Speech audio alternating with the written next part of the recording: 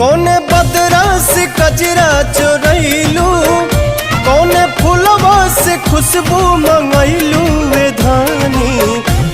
किए हो धानी जिया छछनावेला छगन दुनिया पागल कैले बा।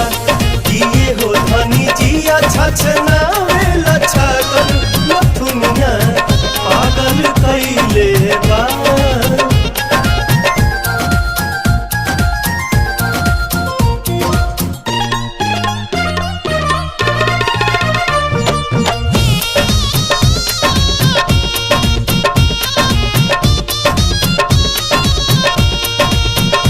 जब से दिल में बना ले बाड़ू तू घर, हर जगह अब तया बेलू तू ही नजर। नैना चित चोर